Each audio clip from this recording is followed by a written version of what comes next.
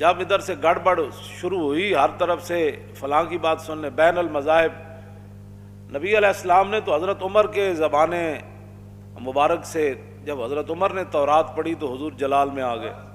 حضور اتنے جلال میں آ گئے کہ سیدنا صدیق اکبر نے فرمایا کہ عمر تجھے رونے والیاں روئیں، حضور کا چہرہ انور نہیں دیکھ رہا۔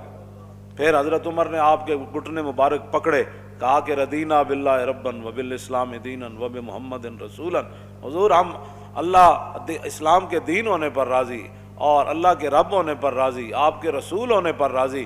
تو حضور نے اس موقع پر فرمایا عمر میرے سامنے تورات پڑھتے ہو، آج موسیٰ بھی ہوتے تو میرے پیچھے چلے بغیر ان کا بھی گزارا نہیں۔ بات اتنی ہے کہ جب آپ حضور نے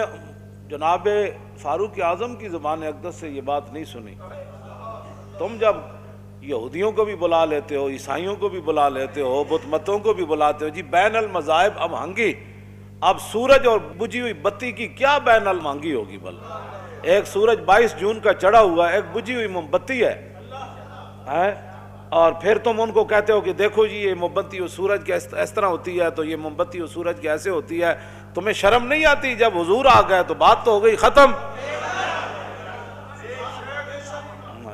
تم نے سنی ہے ان کی، تو ان کے بکواسات وہ کر رہے ہیں نصارے، اور تمہیں آ کر یہاں وہ ہدایات دیتے ہیں، غلاموں چلے جاؤ۔ رسول اللہ تو اس غلامی کو ختم کرنے کے لیے آئے،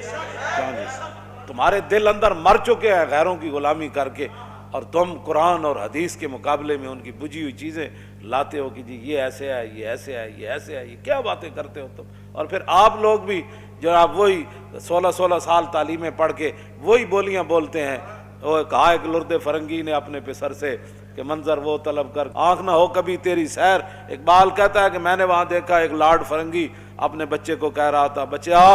ان مسلمانوں نو سدا ذلیل کر کے رکھنا ہے، انہوں نے غلام بنا کے رکھنا ہے، اے چمکتے ہوئے دین بھی پاس ہوتے ہوئے معذرت خواہانہ رویہ اختیار کریں۔ نہیں جی نہیں نہیں نہیں نہیں جی نہیں نہیں نہیں جی، اسلام تلوار سے نہیں پھیلا جی، اور نہیں جی ایسے مولوی باتیں کرتے رہتے ہیں، اسلام تو بڑا سکون کا سبق دیتا ہے، اسلام تو کسی کو کہتا ہی کچھ نہیں ہے جی۔ میں آکھا جناب کہتا کچھ نہیں ہے، لیکن کعبے کے غلاف سے لپٹا ہوا بندہ مار دیتا ہے،